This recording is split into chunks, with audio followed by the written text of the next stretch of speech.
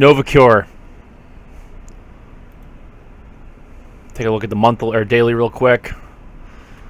There we go. So this is a company I looked back in around 2018, and I was kind of shocked at where the price was at that point and the valuations.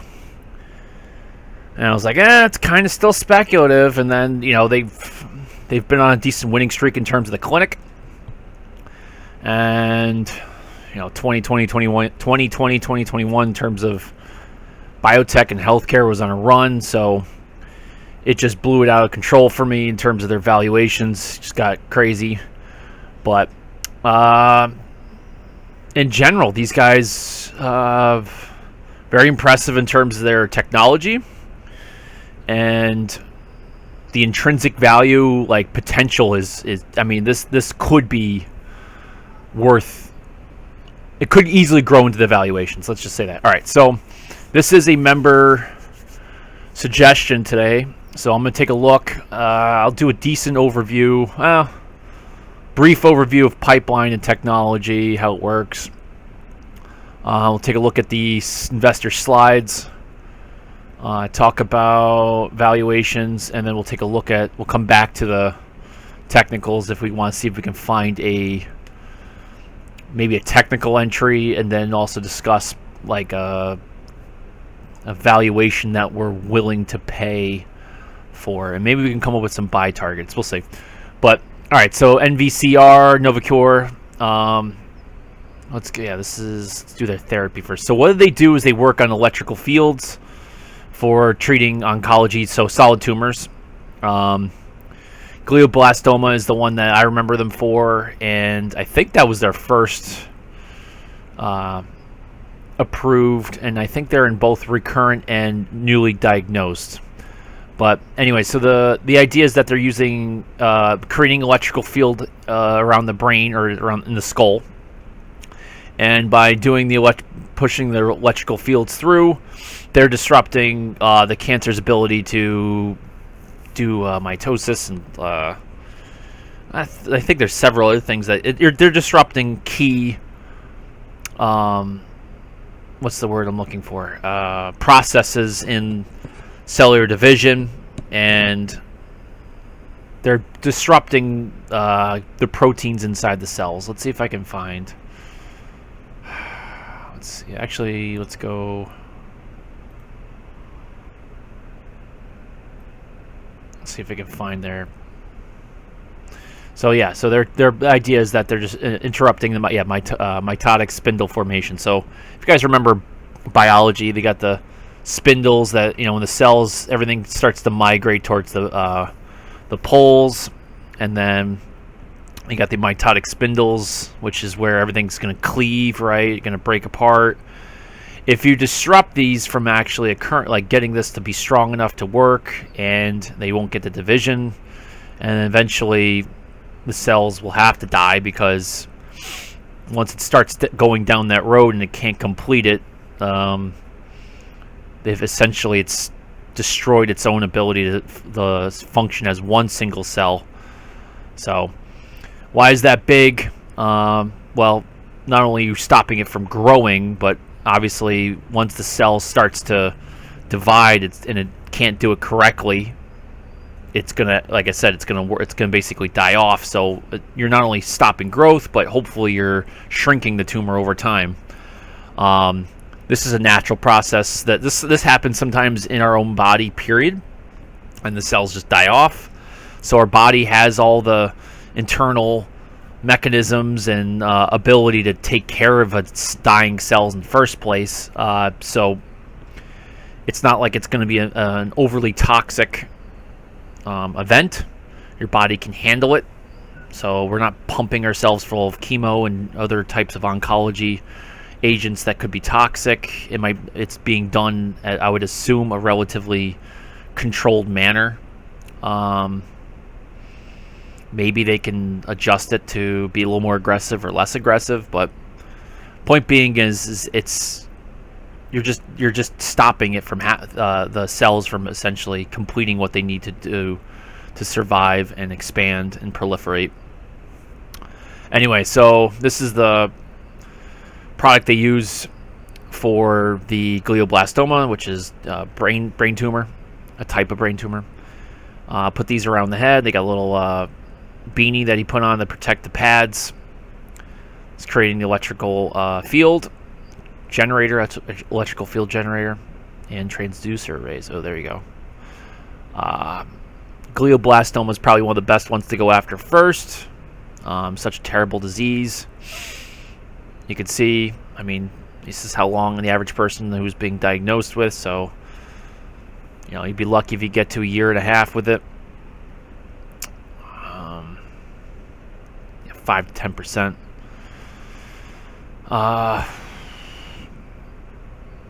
65 years old, so you know, at that age, you can't be giving them, you can't be doing a lot of aggressive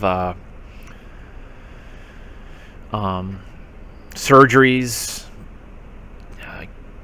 all the types of chemo and other types of drugs that you're going to put in there is definitely going to weigh on them in general. This might be a better option. Let's see if we can get to, let's go to the pipeline. So this is kind of showing they have 3 major programs. All right, you got the brain cancer, thoracic, and then abdominal. And you can see the different names. These are the main programs, and these are the indications. You can see that they have a whole bunch of preclinical stuff that's coming up, which is good. Notice that we don't have any phase 1s because we've decided that this works. And if we can work with the FDA, we can essentially just take the same technology and prove that it can work in different other indications. This is a lot, but I think the science, the technology, the platform proves if it's working in one, and because that process, that cellular process is basically required for all tumor types. If it works for one, in theory, it can work for almost all of them.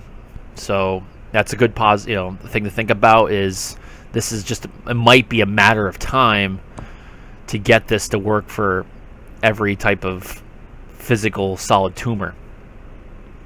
So that's positive. You don't have to worry about mutations or checkpoint inhibitors if it's working. The other thing is probably not going to have to worry about some sort of resistance to it. So you don't have to worry about using 4 or 5 different lines of therapy.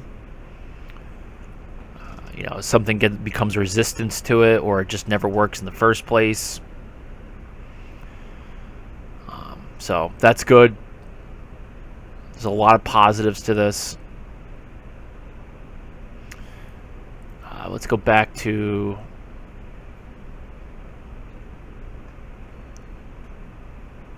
this is what we're looking for. All right, so they have 4 major phase 3. They have 4 phase 3s that we should be seeing soon. And here we go. So Q1 2023. There's the lung cancer. That's going to be huge. Obviously, everybody knows that lung cancer is. They're going after some of the worst in general, but lung cancer, either being small cell or small cell, it's obviously not a good diagnosis. Big potential for metastases. So, what else do we have here? We got ovarian, brain metastases, and pancreatic. All those huge. So, data readouts next year. Again, these are late stage trials. So you're going to know if it works here, works here, works here, works here. This is at that stage where thumbs up, thumbs down, basically. And because it is approved already, we know that whoever they have doing the manufacturing, the whole process, they're capable of handling commercialization. So all that stuff's kind of been basically de-risked. It's just FDA saying that, whatever the data supports using it in this indication. So commercial opportunities, big expansion in the next couple of years. So there's some boost to the intrinsic value or potential or perceived.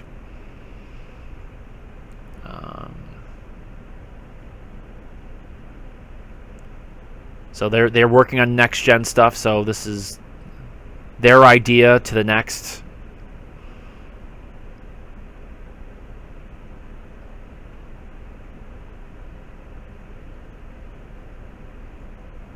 So high intensity. So better generator, better arrays, things that are, you know, putting out the field. So that's good.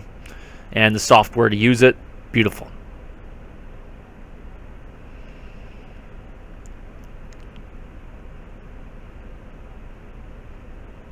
Good.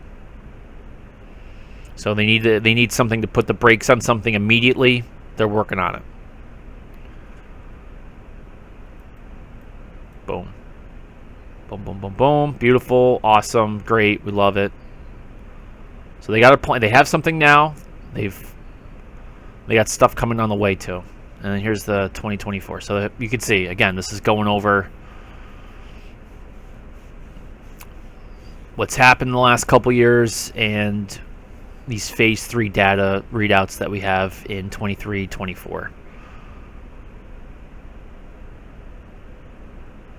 Anything else? Not really.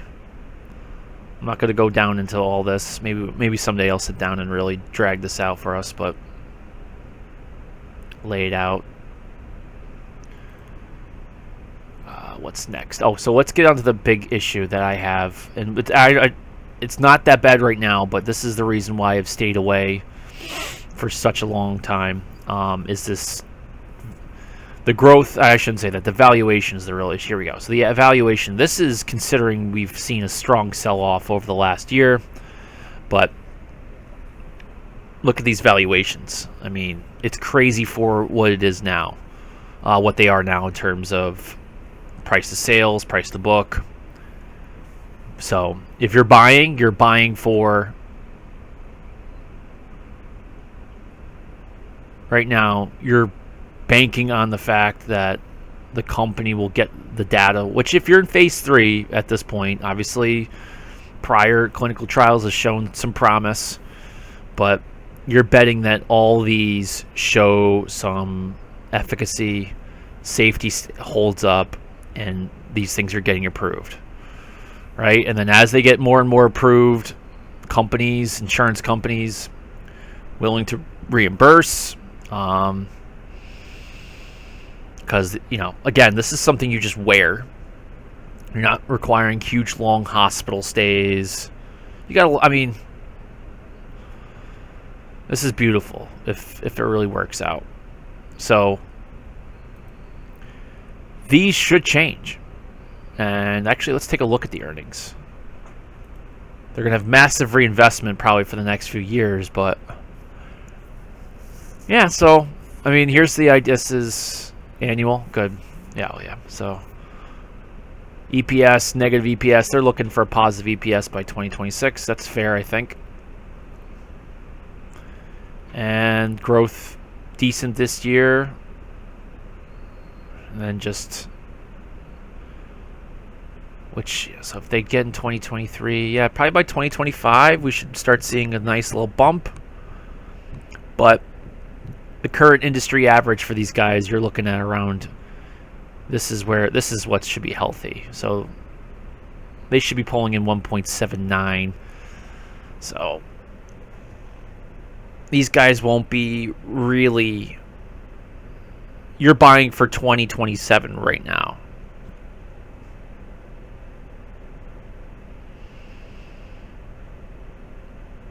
That's your goal, is in 2027,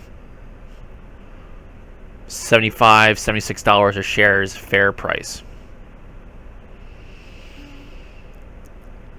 Now, obviously, if they're tracking in this direction, there's no way the market's going to think they're going to stop at 1.8.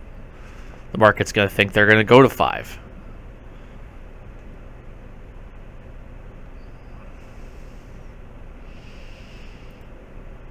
How do we know that? Well, look at the monthly.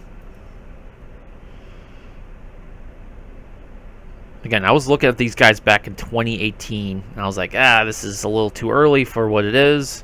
It's a little expensive. Got out of hand, and has now come back. Till 2020. Yeah, 20. 20 levels. So is the intrinsic value worth it right now? Still overpriced. Am I confident these guys will probably expand this pipeline and get to the point where we're pulling in $1.5 to $2 billion in the next 4 to 5 years? I would say yes.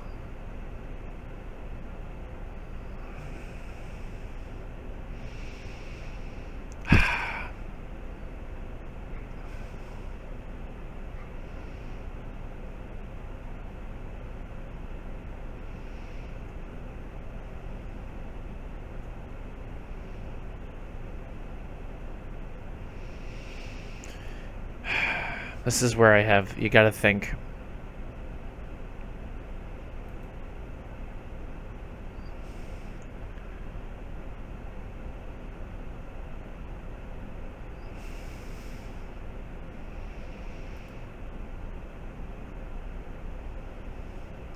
So we have data early next year and into 2024.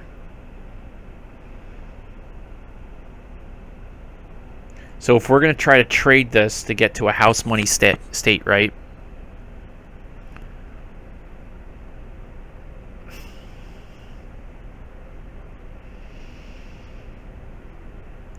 I mean, unless the market really starts to crank over, we're probably going to see some decent bounces in here.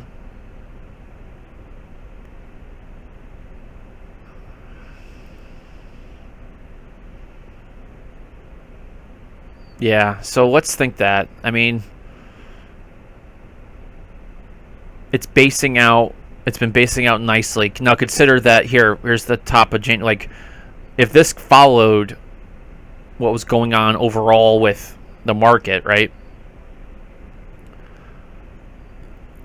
This should be. It's been basing as the market's been plummeting for, nearly, around 6 months. 6 months of, I shouldn't say plummeting, 6 months of solid selling in the market, and it hasn't really dropped lower. It was January 1st, so we got here. I mean, it's about even where it was at the beginning of the year.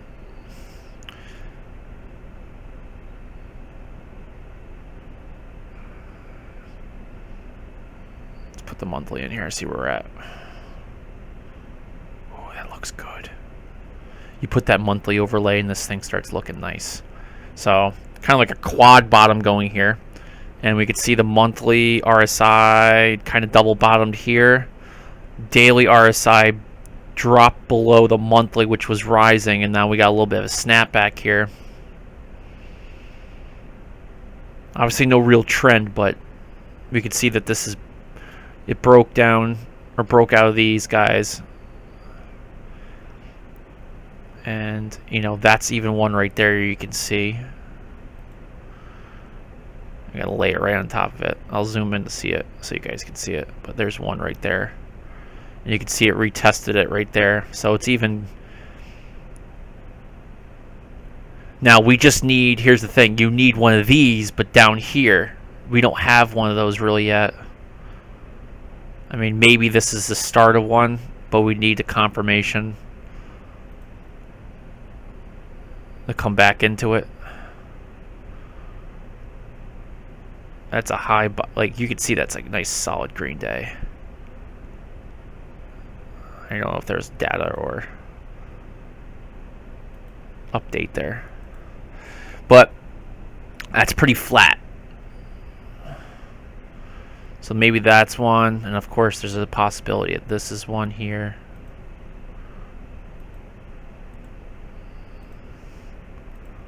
So I'll just put those in there for just argument's sake. But we're not seeing a strong move that's changing, that's forcing these to be shut off and new ones to be turned on, going up. Let's take a look at the go, no-go.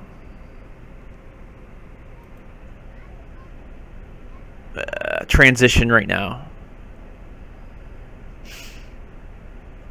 Every time it gets to a nice green and blue, it gets snapped back hard within a few days. So it's probably got to get above this 200-day EMA, and then yeah, it's like around $90, and then that would probably get some momentum. So is there a risk to buy at 75 now? No, because what you could do is essentially get something in, you know, under 75 maybe someday, or who knows, it might pop up. This might, yeah, if it gets above 77, it might make a quick jump to 85. But point being is that between 75 and roughly $87, you can quickly get a nice get a quick profit there. Move some money to the side, de-risk the position, and then reapply it on a pullback if it happens, or just let that ride until we get to about 107, 108. That way you're in the out of the middle of the monthly channel, before the middle of the monthly channel, and then you have this anchored volume sticking out here. So like you can take a quick profit, 85, another one at like 105, or yeah, 105 would be another good potential spot. Obviously 100 is going to be a mental. Yeah, see, like 100 even has a little technical support there from obviously psychological number there.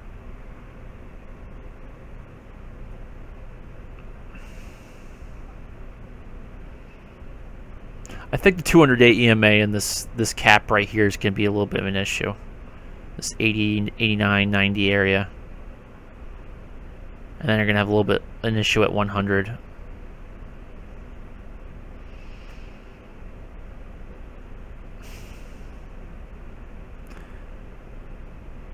If I was going to try to rapidly de-risk the position, I'd go 85-ish.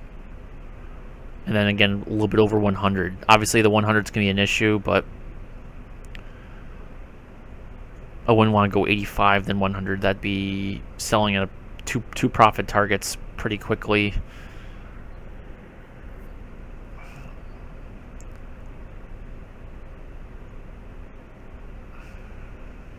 The way this is acting, I just don't feel like it doesn't want to just roll over and die, because it rolled over. And it's had a lot of instances for it to go lower, and somebody's been stepping in and bidding it up. So, and they didn't even have, I believe they had a pretty rough Q2 earnings is the last time I remember. I think their Q2 earnings was pretty weak. Yeah, so.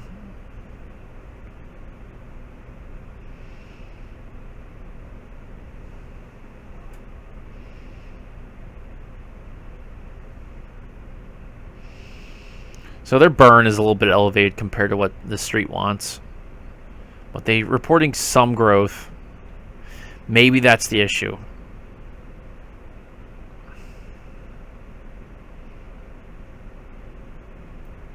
Yeah, so R&D, clinical studies, 13% year over year.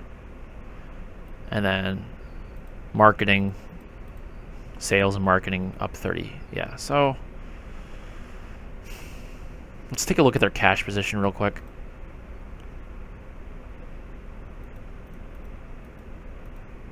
Sorry, I'm bouncing all around here. But we'll close this up in a second here. Let's just take a look at their balance sheet. They have some cash.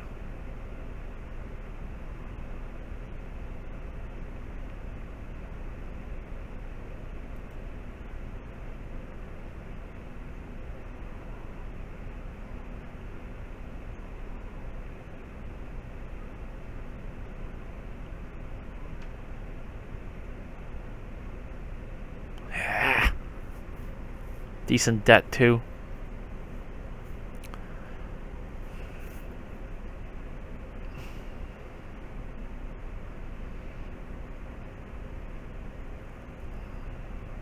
It's trading like it's a growth, like one of our bioreactor in a way. It's like the market's completely just wholeheartedly convinced that this is going to be a successful company. And I can't say that right now because of and I don't know the management. It seems like they're reporting some growth commercially, but I would suspect it'd be a little bit stronger than that if it's really working out well. Maybe it's just because it is a slow grind for glioblastoma, whereas like if they get these other programs going, you're going to get a lot more people. Now, here's the other thing. How is their manufacturing capable of expanding at that rate? I mean, if all of a sudden, if you're going to have tens of thousands of patients in in a matter of months growth, can you pump out that many products? I mean, if you do you have enough can you produce generator and arrays as much as you can? Are you gonna so?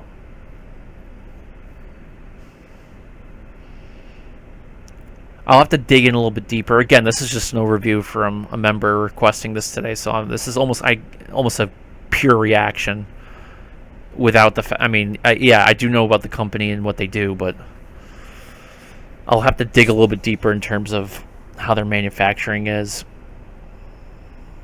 Listen to some conference calls, see if some of the analysts have been poking away at that.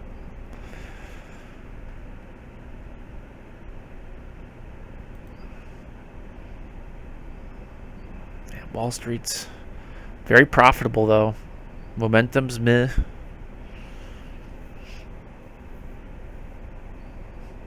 All right, let's wrap it up. On the bullish side, fundamentally de-risked, relatively de-risked platform. It seems like it works. If they can get these next, 4 phase 3 trials to point out this company is, I don't want to be hyperbolic on that. I mean, I don't want to say gold, but it'll be essentially de-risked investment.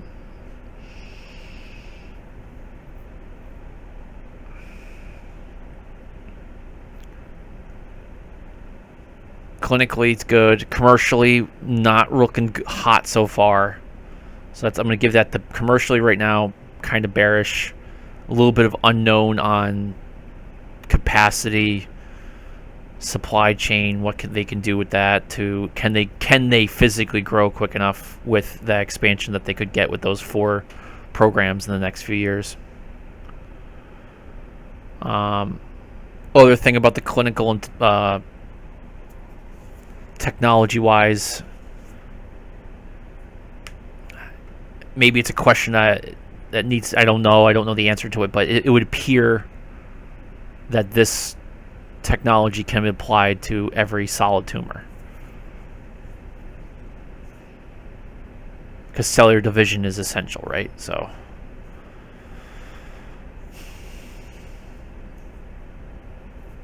I would say, idea-wise, platform, clinical, very bullish.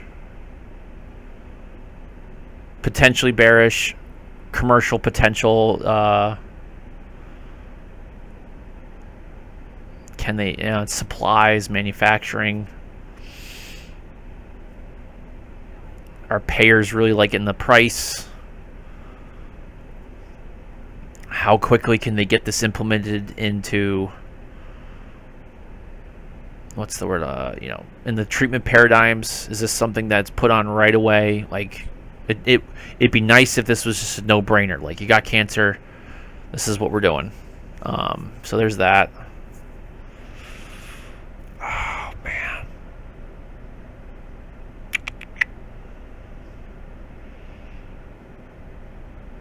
Bearish. Valuation's not good. Growth hasn't been good.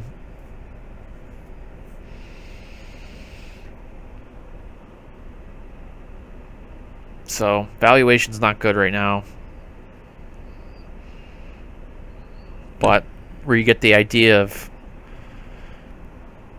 negative valuation, not so happy here, but potential value is high. Is $75 a share acceptable?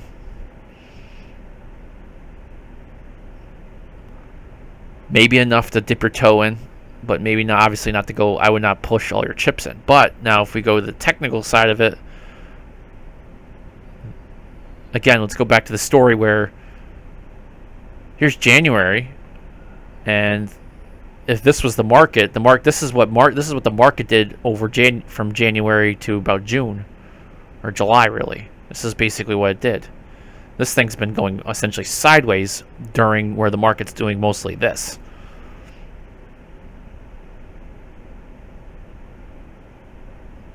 It's bouncing around. It's found support around what, mid 50s to 60s. I like it. So personally, I'm bullish on it. I'm going to put it in on probably the BioBoom portfolio. I'll have to figure out a price that I'd have to say 75 is pretty decent for like a buy threshold, where that's a good spot. That's a good place to start. And then obviously add pipe buy ones and buy twos, sell targets. Maybe if I can come up with a valuation that gets a little too high, that'd probably be sell 3. I'd have to use sell 1 and sell 2 would probably be all technical. And if you're looking to get the house money, that's what you'd have to follow. Well, I shouldn't say have to follow, but kind of go with that idea of just trying to get a couple take profit a couple times to de-risk the position. All right, so I'll end it there. A little bit longer, of course, as I intended. But I hope this was enough information on the company.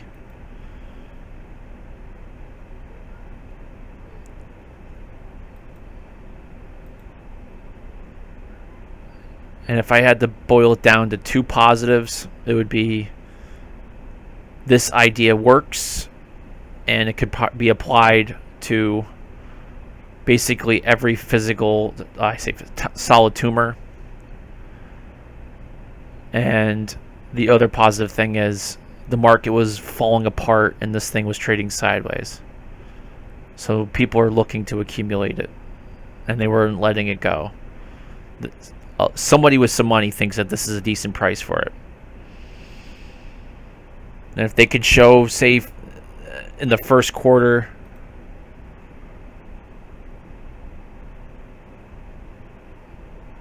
this wasn't the, well, that does show it, but if you can show in the first quarter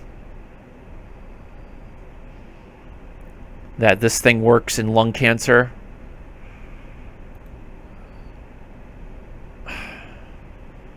you're going to see this thing move under pretty low volume. So